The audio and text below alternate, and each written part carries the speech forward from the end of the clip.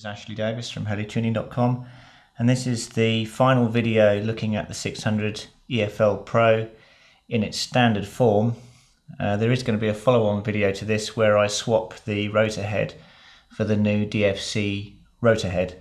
But that's not just yet. I wanted to show you the model completed and in-flight configuration in its standard form.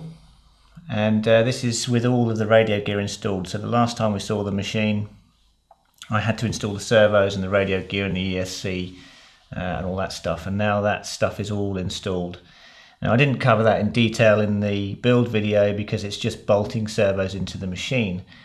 However, there are some important things to use the equipment that I specified for this machine. The most obvious of which is I'm using the Scorpion 130 amp speed controller. This is their new S-Spec ESC, which has got a 15 amp BEC built into it, and I'm using that to power my radio system. And you can see the wires coming up, strapped up the side of the frame here and going through to the receiver.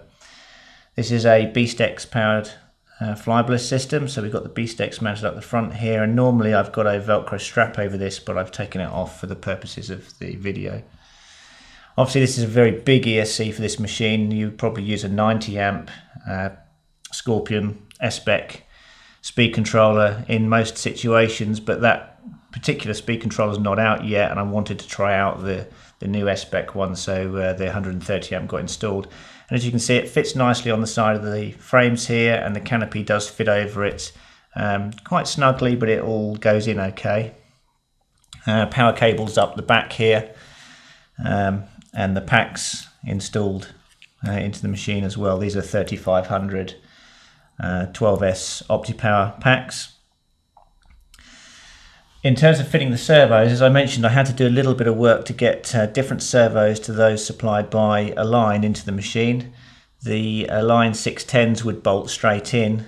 The BLS 351s, they're a little bit deeper, so they sit deeper in the machine down in here.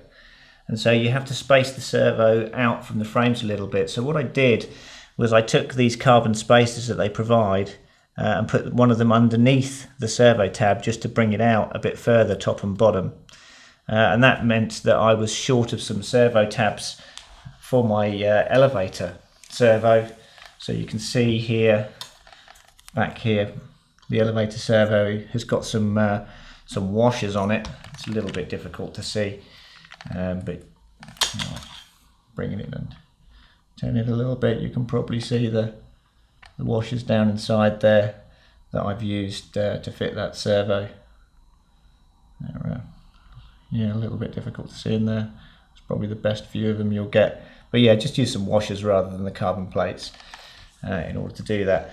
Moving around to the other side of the machine, for the servo this side, I found that the arm here was actually binding on the plastic that's part of the servo mount that's bound to the frames. So I had to file off an edge here on the plastic so that when this goes right down to that position there, it doesn't hit on this particular arm on that little corner there. So I just had to file that off, as you can see there, in order to get a good movement on that servo with no binding.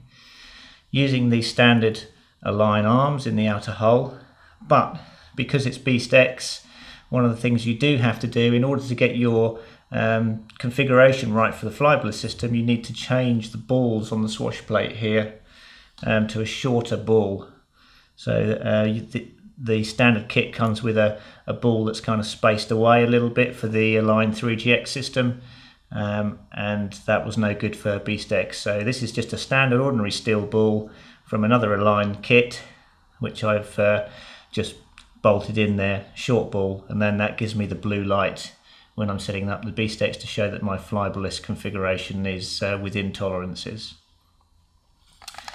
In terms of equipment fitted up the front here, I've got a Futaba R6008HS fast receiver in there, high speed receiver, and you can note that I've hot glued the wires on there.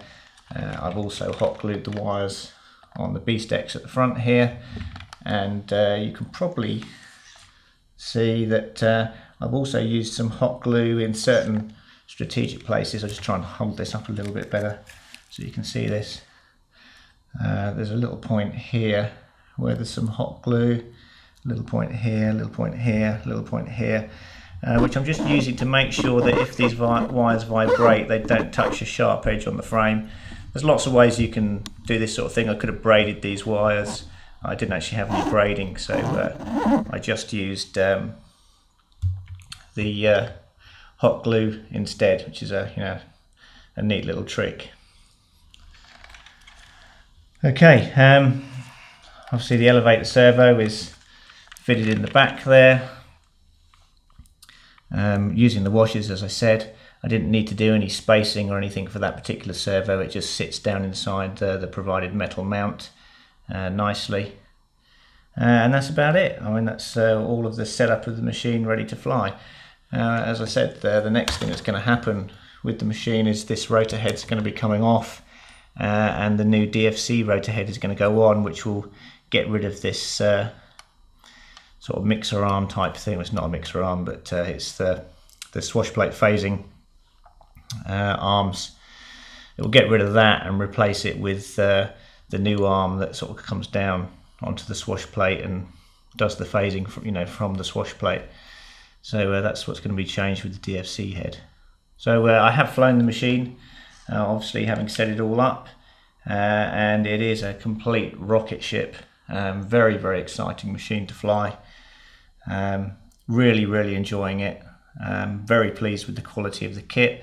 I think if there's only one thing I was going to complain about, that would be that the batteries, when you're trying to get the batteries into the frame here, they are really quite a tight, snug fit in the frame, so it's a little bit of a fiddle to get them to slide down into the frames.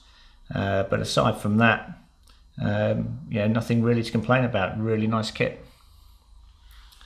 Okay, so that's pretty much it. I'll see you on the next video when I install the DFC head.